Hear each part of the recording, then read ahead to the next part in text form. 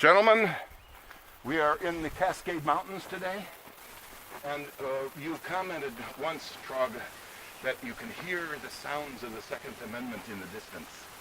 Is this cool or what? It's all right. I just hope they keep their shots safe and away from me. As we are doing, we have a good backstop. The backstop is bullet absorbing. Cool. Indeed. Indeed. So I have a kind of a confession. I may interrupt you. Fine. You know, when we came here today, I said, oh, you guys suck.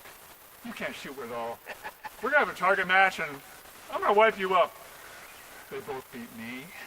So that was the end of the day. I was like, oh, please. Oh, thank you. Oh, sorry. That's what I wanted to say. Hey, there's water. If we had it a little deeper, I could get my say action booklets out and we could see what happens to Matthew, Mark, Luke, and John when a 308 round strikes it at about 2,700 feet per second. So that's only like about 2 inches deep of water. I know. 5 feet wide. It would not be enough, I don't think.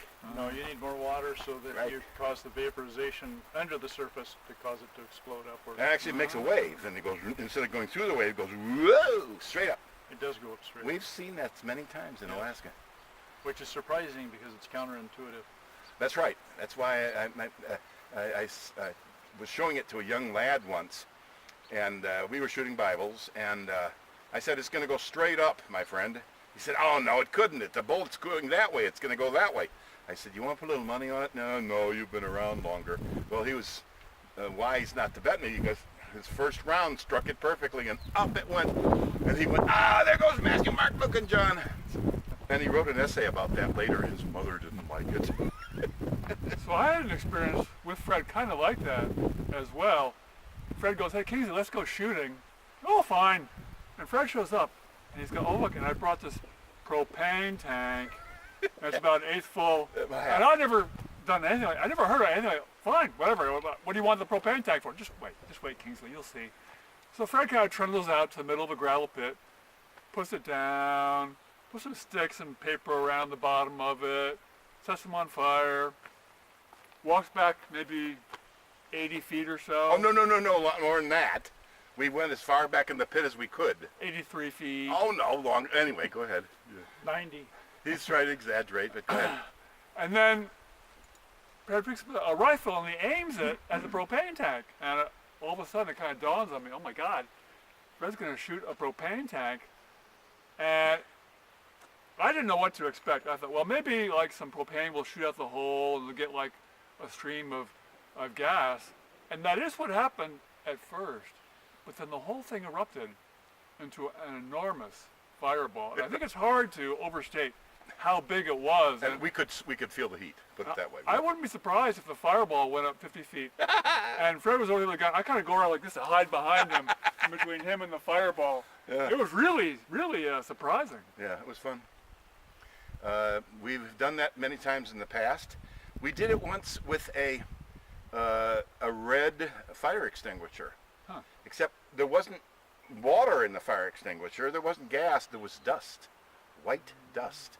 And we both shot our 45s simultaneously at it, and the thing just blew up, and just the same explosion and upwards, except it was just a huge white phosphorescence. And then the wind took it. Huh. It was cool. Why do men like to blow things up? I've always liked blowing things up. Just two reasons, Fred. I know what you're gonna say. Testicles. That's his line, and he's right. I've never met a girl that likes to, but I guess I enjoy the action, the surprise, and the drama of it, and being scared a little. And I think that's probably why. It's an expression of power. yes, it's like my number one daughter, about age 10 or 11, when I was teaching them how to shoot with a 22. On the way home, I said, well, now that you've shot a real rifle and seen it struck across the river and blew the dark mud up in the air, what'd you think? And she said, I like it. And I said, why? She said, it gives me power. And she said, all I have to do is press this, and all this violence occurs across the river. I wish I'd had a tape on that. She said, I like like you said. So how did you get started with shooting, Dave? Did your dad teach you, or did you pick it up like in Alaska or out in the woods or something? No, I actually found a Star Trek style phaser laying in the woods and started beaming things with it. It was impressive. I've never lost the desire. No, when I was about 11, 12 or 13, right in that age group. In Anchorage? Preteen, yes, in Anchorage.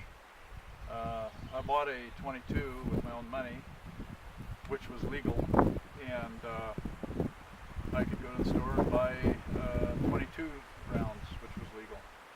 And I shot that 22 a lot. And what would you shoot? Like targets or game or rocks or?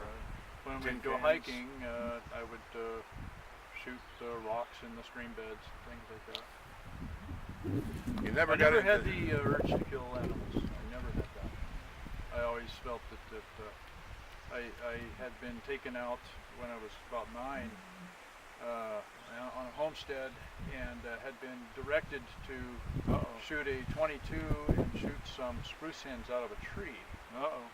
And they wouldn't fly away. They would see their friend spruce hen fall and just stare at it, and then I would shoot them and they would fall. I shot 5 of them out of the same tree. The other birds never left. Dumb, huh?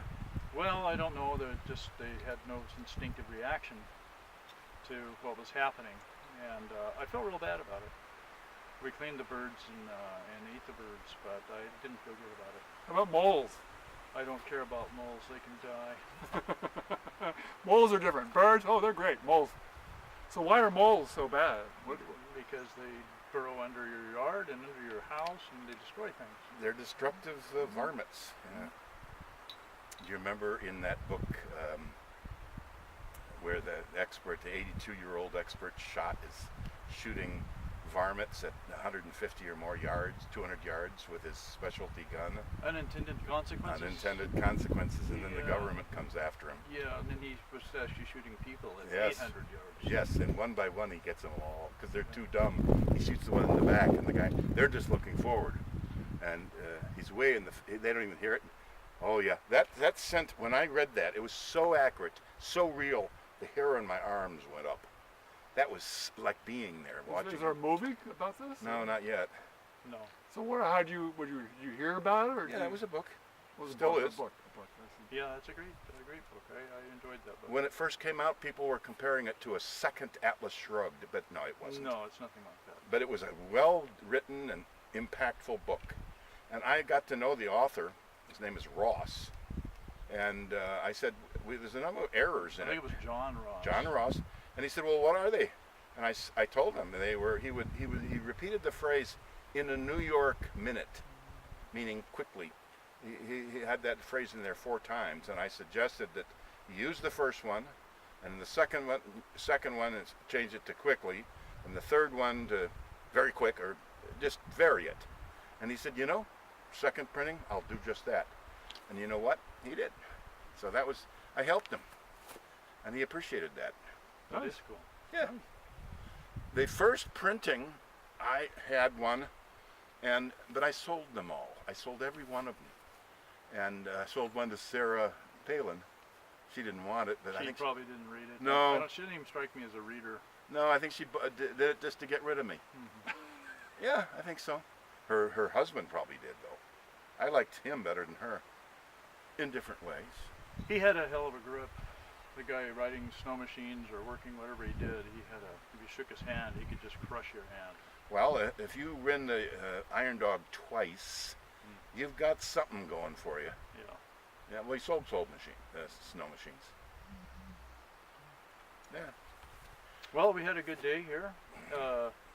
We finally gave Fred his comeuppance with the long guns, which was brilliant. After I gave you A thrashing with the short guns. Yeah, Dave was saying, I've got bad eyes. I'll never hit the target. This will be horrible. Just so you know, he shot fine. He shot better than Fred. Yeah, for the long guns. It was literally blind shooting too, because everything was a blur. But with those peep sights, it doesn't matter as much. It really doesn't matter quite so much if you have bad eyes and can't. I mean, because once you get it in line, you know it's in line. If you can see anything at all to distinguish the center of the target, even with bad eyes through a peep sight, you got it. With open sights, it's much harder. Interesting. Especially if the sun's coming in at an angle. Grand Central Station out here with all the traffic. Yeah. That's like the second car. There's a major shooting area that way, and there's one we passed. You know, we've got to do more research. This is okay, but it's not the best. Not for long guns. We got to find a place for long guns that's safe. And we've got a couple of candidates that we just haven't got to yet. We shall Maybe do it. that's in the place on the map marked as the McCoy Pit. Well, we'll deal with that. Are we done here yet? I guess. Yeah, thanks guys. Okay. Very good. Aloha. Whenever it's on camera, I lose all